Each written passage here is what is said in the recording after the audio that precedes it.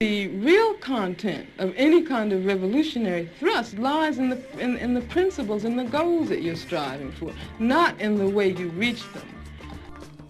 You are now listening to Musings Behind The Creative.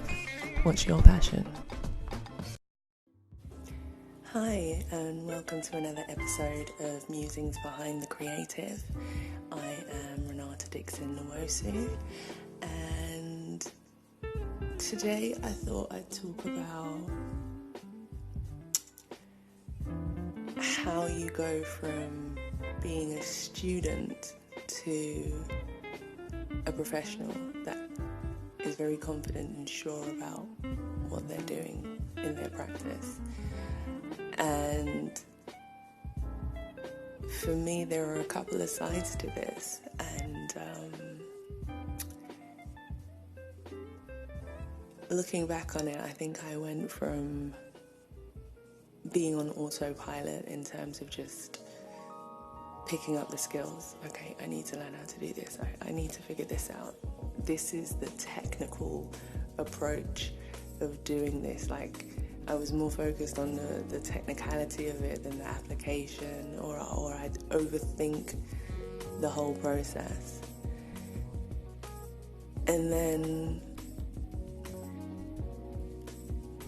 I finished my master's and I went back into full-time work, and I didn't realize it, but I had imposter syndrome.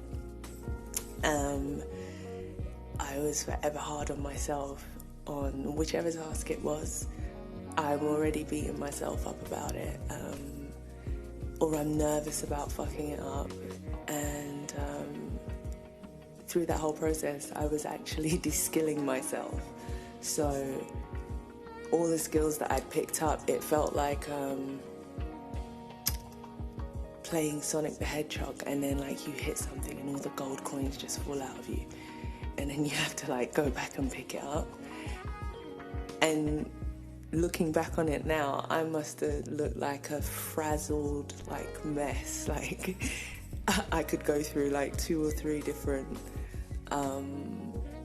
tasks that I'm very used to doing and just be making mistakes, like mistakes that it's just like, maybe if my colleagues saw it, they'd be confused, like, I don't get it. Like, no less than like, I don't know, 10 minutes ago she did it. It was fine. And how does she do the next one wrong? Like, how? Anxiety is how. It's, you go from, rather than being immersed in the experience or the action that you're doing, you become focused on the internal self-talk, and then you autopilot the task. And depending on how your body handles that level of stress, you know, your concentration levels are off, your speed of like getting things done maybe a bit longer. It just starts to look very, very disjointed. So if you get to those 2 spaces, or like, you have to get to a point that, for instance, if you're working, you've picked up, you become aware of the skills you've picked up. You give yourself personal goals. You start building the sort of like blueprint. Let's say whatever it is you want to achieve in the next 5-10 years, you kind of work backwards once you've established that goal. So that way you're able to like develop whatever it is you want through like small actionable tasks, and you review yourself, because nobody is going to be your biggest cheerleader unless it's you.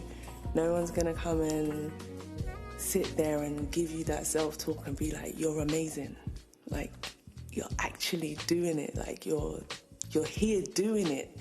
No one's going to tell you that. You have to tell yourself that, and the only way you can tell yourself that is to take stock of how you've developed and how you've evolved. Because I don't know, I feel like for me, wherever, as a designer, where I see growth and progression in my professional practice, I see that same progression replicated in different points, different areas in my life. So it becomes a thing of, if you get, how do I say this? If you understand the formula, you can apply it to anything in life. And then for me, that's almost like whatever condition you're in any space, any part of your life, it is a direct correlation and relationship to how you value yourself and how you treat yourself and how much you actually love yourself. And those things in itself are sometimes very hard to accept. So the first steps, just to summarize, is begin tracking your progress. Begin to track your progress. If you come across certain topics or areas that interest you, follow the white rabbit. Keep going. Keep tracking those things that keep you interested. That it's another coin on the journey. It's another clue to maybe what your wider practice would be, and enjoy it. Enjoy what you do. I concluded that I don't want to live a life that I can't do the things I love and get paid for it. Anything other than that is very soul-killing for me, and I've experienced it. So I know the struggle of, this shit is taking too long, this shit is too hard. Why am I suffering myself? Let me just go back into retail and get a nice job, and then you get back into it, and it's just bruv, this is going to be your life for the next 30 years. My friend, if you don't just get back on that fucking horse, bro, just do it. You can't begin to even say, okay, I see it, I get it. I get why she's wanting to stress herself, or he's wanting to stress himself to be that. When you know that you cannot, if you don't create, if you don't have something that has been developed from you by your own hands, if you don't know the pain of feeling that and really pushing to get into that space only to be rejected, whoa, you have to be mad to do it. You have to love it more than it. You have to not be able to see yourself doing anything else. And then that's what drives you. So that's it. Like I said, if you like the content, please share. And if you would like to follow Musings Behind The Creative, you can find this podcast on Studio RDN-x on Instagram, and you can follow me, Renata Dixon Nwosu, at Loma Medici, also on Instagram.